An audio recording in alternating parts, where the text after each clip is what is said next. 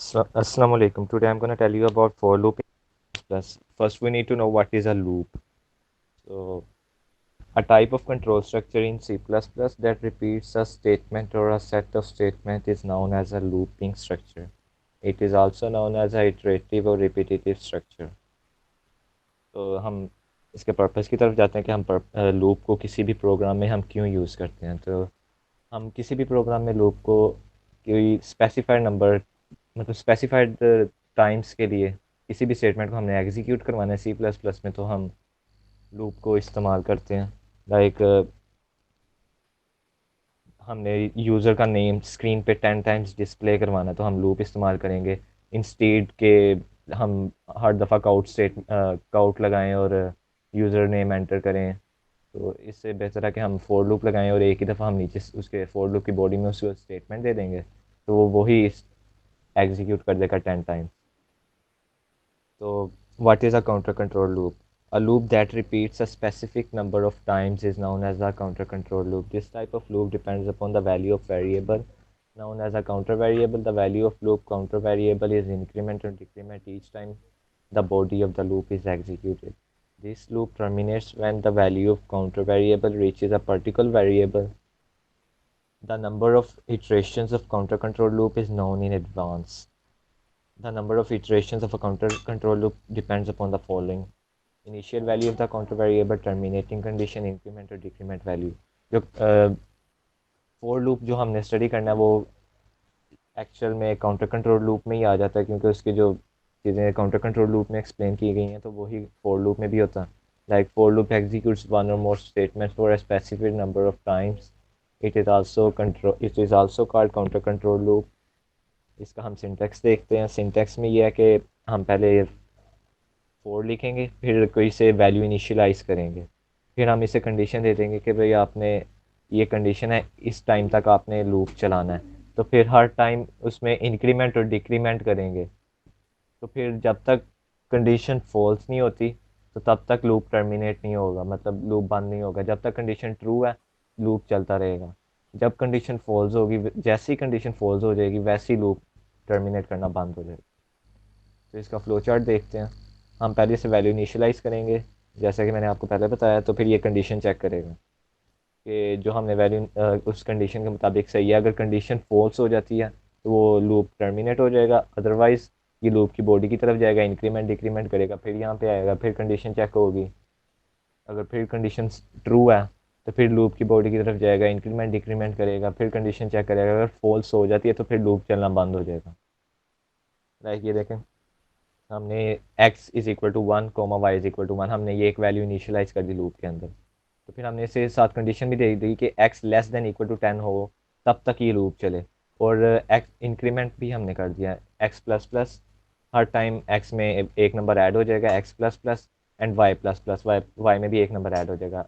जितनी टाइम ये लूप चलेगा, एक टाइम चला एक नंबर ऐड हो गया, फिर सेकेंड टाइम चला टू है, टू में थ्री, टू में वन ऐड किया थ्री हो गया, इस तरह ये लूप चलता रहेगा। हम इसकी एग्जांपल्स की तरफ जाते हैं। जो फर्स्ट एग्जांपल है, इसमें वही जो 10 टाइम हमने हेलो वर्ड स्क्रीन के ऊपर डिस्प्ले करवाना है, तो हमने पहले इसे इनिशियलाइज हमने मेन में कर दिया, लूप के अंदर नहीं चला। अगर हम लूप के अंदर वैल्यू को इनिशियलाइज करते हैं तो फिर वो लूप की बॉडी तक ही चलती है, मतलब बाद बाहर नहीं चल सकती। तो हमने आई को वैल्यू इनिशियलाइज कर दिया ज़ीरो, तो हमने साथ इसकी कंडीशन भी दे दी। हमने ज़ीरो इसलिए इनिशियलाइज किया, कंडीशन भी दे दी है कि आई लेस देन 10 हो, तब तक ये लूप टर्मिनेट करे, तब तक ये लूप चलता रहे, और हर टाइम आई में एक नंबर ऐड होता रहे, आई प्लस प्लस। तो इस तरह ये हेलो वर्ड प्रिंट होगा स्क्रीन के ऊपर। और काउट का तो मतलब हमें पता है कि जो स्टेटमेंट हम लिखते हैं डबल कोलन सेमी कोलन्स के अंदर वो एज इट इज़ प्रिंट होती है, और ये स्लैश एन, ये हम न्यू लाइन की तरफ जाने के लिए, कोई वर्ड हमने प्रिंट किया उसे, जो नेक्स्ट वर्ड हमने प्रिंट करना है उसे न्यू लाइन पे कन्वर्ट करने के लिए हम स्लैश एन यूज़ करते हैं। इसकी जगह हम एंड एल भी यूज़ कर सकते हैं स्लैश एन की जगह। तो इसको एग्जीक्यूट करके देखते हैं। ये देखें, 10 टाइम ये हेलो वर्ड प्रिंट किया हमने। तो अब इसकी सेकेंड एग्जांपल की तरफ जाते हैं। इसमें हमने यूज़र से वैल्यूज़ लेनी है और उसका एवरेज निकाल के हमने बतानी है कि क्या वैल्यू हमने पहले इनिशियलाइज करते हैं टोटल नम और के। टोटल को हम ज़ीरो कर देते हैं, ज़ीरो के इक्वल कर देते हैं। अब फोर लूप चलाते हैं, फोर लूप फोर के में इसमें हमने वैल्यू इनिशियलाइज कर दी वन, और k less than equal to four. जब तक के की वैल्यू फोर से कम और बराबर नहीं हो जाती तब तक ये लूप चलता रहेगा। जैसे ही फोर की के की वैल्यू फोर से इंक्रीज करेगी, फाइव हो जाएगी, तो लूप बंद हो जाएगा। और हर टाइम के वन है तो इसमें एक नंबर ऐड होता रहेगा, के प्लस प्लस। हमने लूप की बॉडी के अंदर काउंट करवाया एंटर नंबर ऑफ स्टूडेंट्स, तो ये फोर टाइम ये स्क्रीन पे मैसेज डिस्प्ले होगा कि एंटर नंबर ऑफ स्टूडेंट्स। साथ ही हमने यूज़र से नंबर्स एंटर करवाए हैं, सिन नंबर, सी इन। तो साथ में हमने टोटल प्लस इक्वल नम, हम प्लस इक्वल की जगह ये भी लिख सकते हैं, total is equal to total num. फिर ये लूप की बॉडी होगी। उसके बाद हमने काउंट करवाया average of marks is equal to, average इसके भी इक्वल मतलब टोटल है उसे हमने चार दफ़ा हमने लूप चलाया। तो जो यूज़र नंबर एंटर करेगा फोर टाइम्स, तो टोटल को फोर पे डिवाइड कर देंगे। जो टोटल हमने टोटल किया था वो total is equal to zero. तो इस तरह एग्जीक्यूट करके देखते हैं।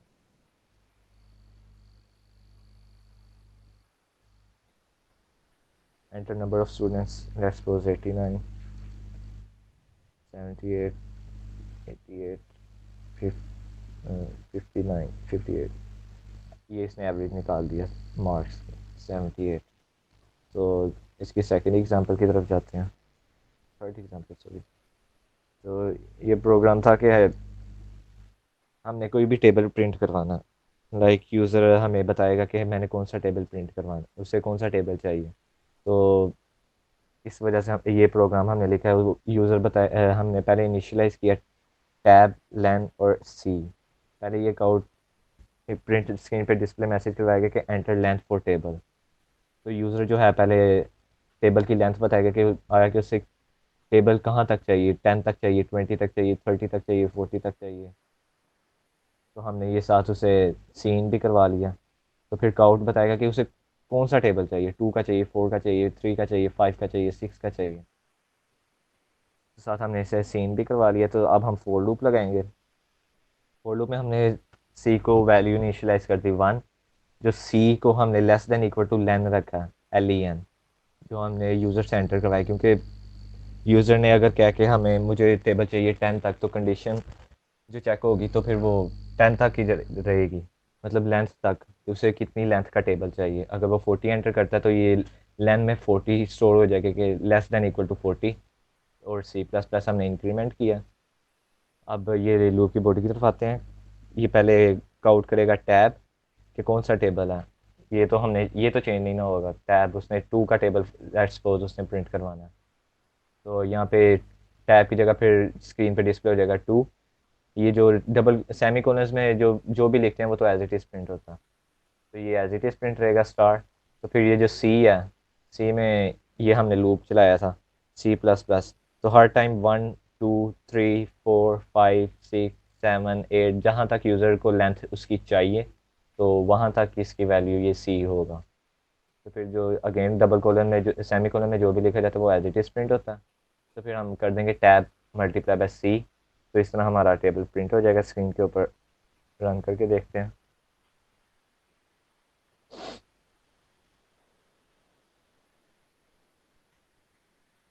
Enter length for table, let's suppose हमें टेबल चाहिए 20 तक। टेबल की लेंथ जो हो वो 20 हो, और टेबल कौन सा हो वो 9 का कर देते हैं। ये रहें, ये पूरा टेबल उसने डिस्प्ले कर दिया स्क्रीन में। 9 one there 9, 9 to there 18, 27, 36, 45, 54, 63, 72, 81, 90, 99, 108, 117, 126, 135, 144, 153 and 162, 171 and 180। तो ये इस तरह इसने स्क्रीन पे डिस्प्ले करवा दिया।